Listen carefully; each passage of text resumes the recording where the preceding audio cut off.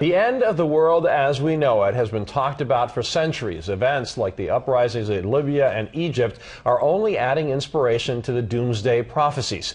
CBS 4's George Estevez found a group that came to South Florida to tell people the end may be closer than you think. The beginning of the end is called the rapture.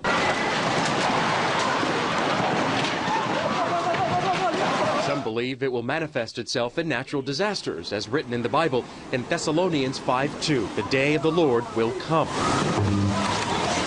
Get in! But the question remains, when? The man that wandereth out of the way of understanding shall remain in the congregation of the dead. This group believes the end is May 21st, 2011. Amen. Amen. We're talking about Judgment Day. This is a serious thing.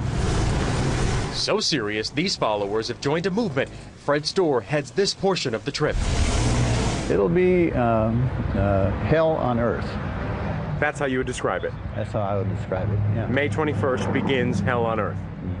For you, ma'am. We were with members of the caravan as they fanned across South Florida. Buenos dias. From shopping centers in Little Havana How you ladies doing today? to the UM campus in Coral Gables. As we, draw closer to the date, we're just simply out here trying to get these tracts or get the information out to as many people as possible. The movement is founded by Harold Camping, a Christian broadcaster and founder of Family Radio. So why May 21st? It has to do with a compilation of passages in the Bible. You can add them up. You can add them up until the time of Solomon, and then you can relate that to today's calendar. A hint as to a second coming. Do we take these prophecies literally, or do we realize that these are ways in which people in the ancient times dealt with crises? Daniel Alvarez is an instructor of religious studies at FIU. Every generation in times of crises, now we have globalization, economic crisis, a crisis in the Middle East, Israel in the thick of it. Now we're thinking this must be our generation. So much so, there's currently a billboard in Hollywood announcing Judgment Day. I've never noticed it. I'm here every day. I've never noticed it. You can see it beyond the trees when you drive along the turnpike. I don't necessarily like it because it's given the image that it's going to actually happen on that day itself. But if it makes you feel any better, religious teachers have also told me that much like Family Radio did with this billboard, other people have also predicted the end of the world, and they've been wrong. William Miller, a Baptist pastor, predicted the end was to be in March of 1844, then April of 1844, and then October of 1844.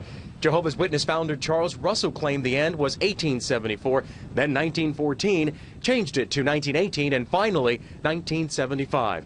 And Harold Camping, founder of Family Radio, who predicts the end to be May 21st, 2011, already predicted the end back in 1994. Every apocalypse ever written, and there have been dozens and dozens of them throughout the centuries, all predict that in the time they're living, that is when Christ will come again. How are you? And that may be the case with this most recent prediction. But for these followers, it has become their reality. Well, you don't really want to be here, okay?